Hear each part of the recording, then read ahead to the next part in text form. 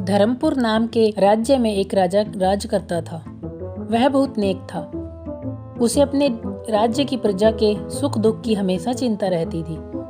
वह चाहता था कि उसके राज्य में हर व्यक्ति सुखी रहे, किसी को कोई भी कष्ट न हो। राजा का मंत्री भी उसी के समान नेक और चतुर था। वह बड़ी सूझबूझ से राज्य का काम चलाता था।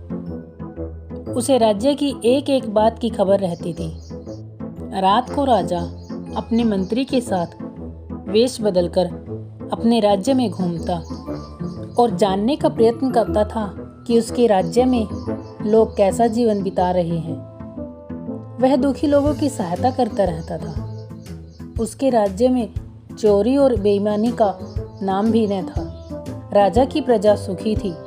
सब लोग राजा के गुण गाया करते थे। एक रात को इसी प्रकार घूमते हुए राजा और मंत्री एक गली से निकले।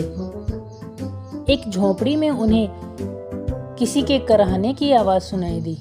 राजा ने जब अंदर झांक कर देखा तो चारपाई पर एक बूढ़ा व्यक्ति लेटा हुआ था। उसके सिरहाने बैठी एक लड़की आंसू बहा रही थी। राजा और मंत्री ने झोपड़ी में प्रवेश किया। उन्हें देखकर लड़की उठकर खड़ी हो गई। वह उन्हें पहचान नहीं पाई।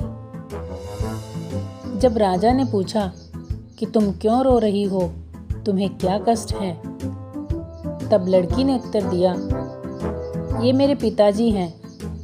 लकड़ी काटकर शहर में बेचते हैं और उसी से ही हम अपना निर्वाह करते हैं। 4 दिन से ये काम पर नहीं जा पाए।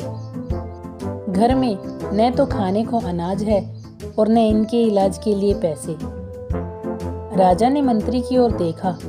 मंत्री ने कुछ रुपए लड़की को दिए और कहा, यह लो बेटी, इससे तुम दवा और खाने पीने का सामान खरीद लेना। लड़की की आंखों में खुशी के आंसू आ गए।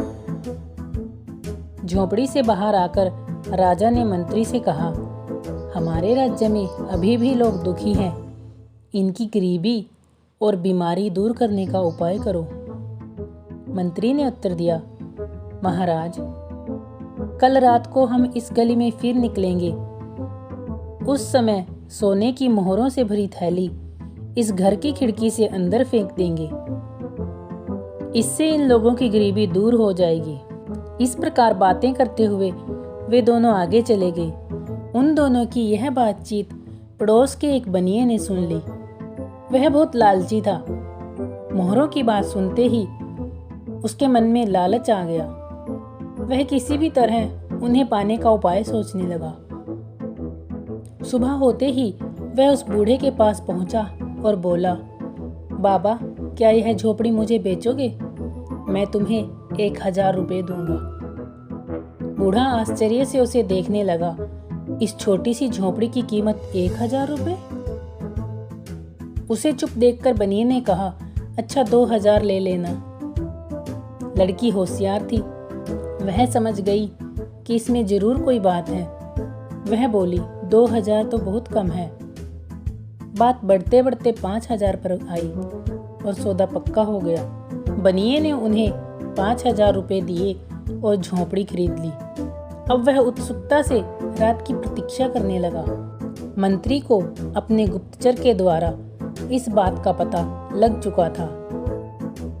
रात को जब वह राजा के साथ फिर उसी गली से निकला तो राजा ने पूछा, तुम मोहरों की थैली लाए हो? तब मंत्री ने जोर से कहा, महाराज, इस बूढ़े को 5000 तो मैंने सुबह ही दिलवा दिए, जो इसके निर्वाह के लिए काफी हैं। आइए अब आगे चलें, शायद कोई और दुखी व्यक्ति मिल जाए। इस कहानी से सीख मिलती है कि कभी भी लालच नहीं करना चाहिए।